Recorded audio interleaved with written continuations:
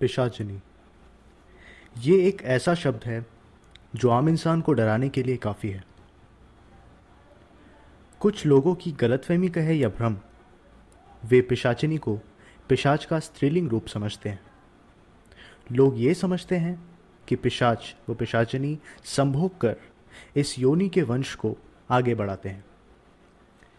ये धारणा सरासर गलत है। पिशाचिनी ज़्यादातर मनुष्य के साथ संबंध बनाना पसंद करती है, ना कि पिशाच से। पिशाचिनी ऐसा इसलिए करती है क्योंकि ऐसा कर वो अपनी मानसिक और शारीरिक भूख दोनों शांत कर लेती है। पिशाच ज़्यादा शक्तिशाली होते हैं, इसलिए ज़्यादातर पिशाचिनी पिशाच से नफरत करती है। पिशाच और पिशाचिनी का रूप रंग एक दूसरे से काफ़ी भिन्न होता है।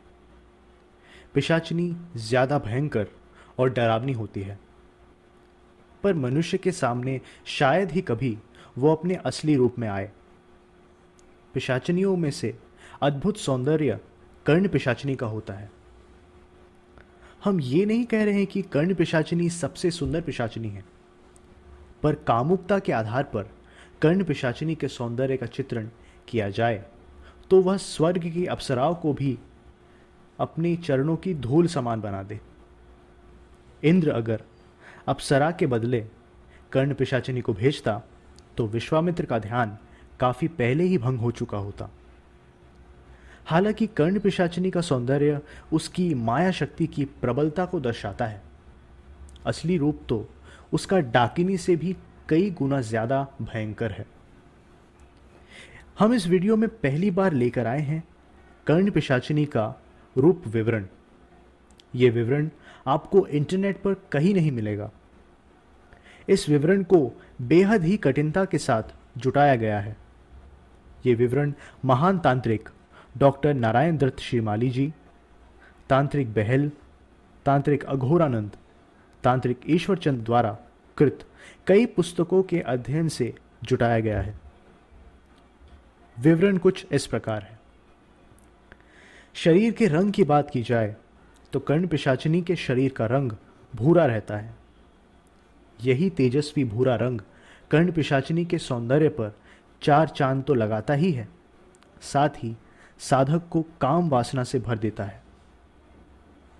केशों यानी बालों की बात की जाए तो कर्ण पिशाचिनी के केश घुटनों तक होते हैं।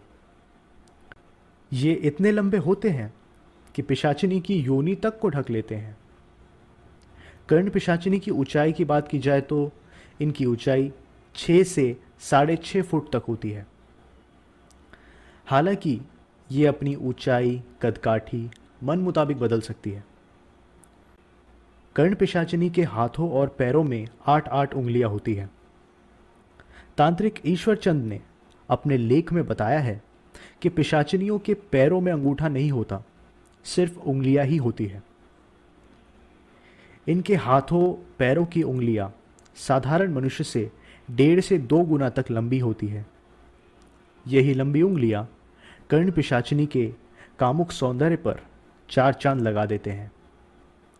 कर्ण पिशाचिनी के मुख को देखा जाए तो ऐसा लगता है कि किसी पत्थर को एक महान कारीगर ने तराश कर बनाया हो।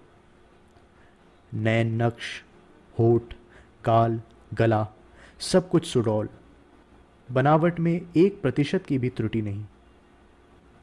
तांत्रिक अघोरानंद जी अपनी किताब ऊपरी हवाओं में लिखते हैं कि कर्ण पिशाचिनी की नाभि ऐसी होती है मानो अमृत का तालाब, उसकी नाभि से सोमरस छलकता है।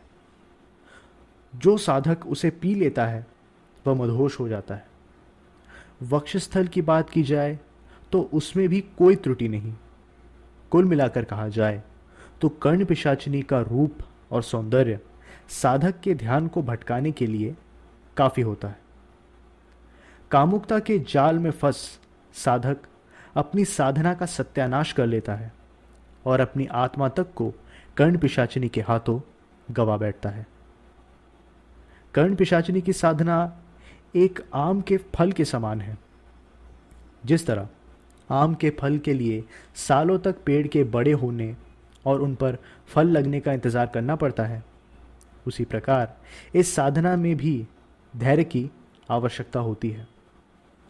साधना सिद्ध होने पर पिशाचिनी आपको पूरी तरह से संतुष्ट कर देगी।